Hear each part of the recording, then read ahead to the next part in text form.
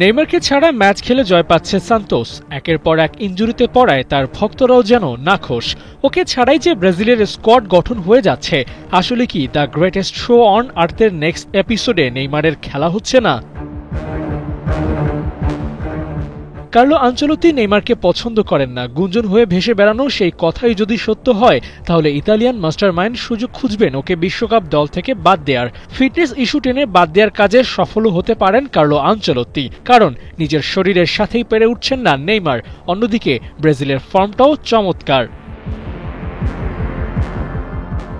জাতীয় দলে ডাক পাওয়ার জন্য ক্লাব ফুটবলের পারফরমেন্সটাই মাপকাঠি, সেখানেও নেইমি পিছিয়ে পড়েছেন।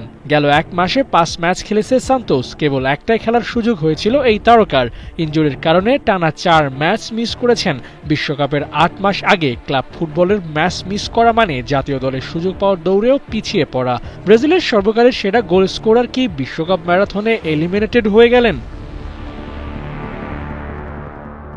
না, এখন পর্যন্ত যা খবর, হারিয়ে যাননি নেইমার। কোচ কার্লো আনচেলত্তি অবশ্য তার জন্য স্লট রেখেছেন, সেই সাথে জুড়ে দিয়েছেন বিশেষ শর্ত। বিশ্বকাপের আগে তাকে ফুল ফিট হতে হবে।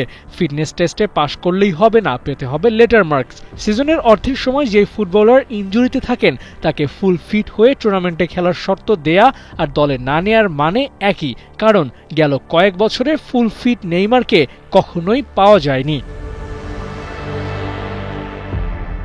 স্বপ্ন দেখেছিলেন নেইমার 5 বারের বিশ্ব চ্যাম্পিয়ন দলটির দুর্দশা কাটিয়ে শিরোপা জিতবেন। গেল 5 আসরে ব্রাজিলের ব্যর্থতার কালিমা মোছার স্বপ্ন নিয়ে নিজেকে তৈরি করেছিলেন, কিন্তু বেরসিক ইনজুরি মাঠ থেকে ছিটকে দিয়েছে তাকে। ক্লাব ফুটবলে মাঝে মধ্যে দেখা মিললেও জাতীয় দলের হয়ে সবশেষ ম্যাচ খেলেছেন বছর 2 আগে। এতদিনের গ্যাপ পেছনে ফেলে জাতীয় দলে ফিরতে পারবেন তো, নাকি তাকে ছাড়াই হেক্সা জয়ের মিশনে যাবে সবচেয়ে বেশি বারে বিশ্বজয়ের খেতাব পাওয়া দল ব্রাজিল? টিম সেলেসাও অবশ্য রেডি। হুয়াও পেদ্রো, এস্তেভাও উইলিয়ানরা এখন বেশ পরিণত। নেইমারের মতো ইনজুরি প্রবণ কোনো তারকাকে নিয়ে আনচেলত্তি ছক না আঁকলে অবাক হওয়ার কিছুই থাকবে না। আবু নাঈম, ৭১।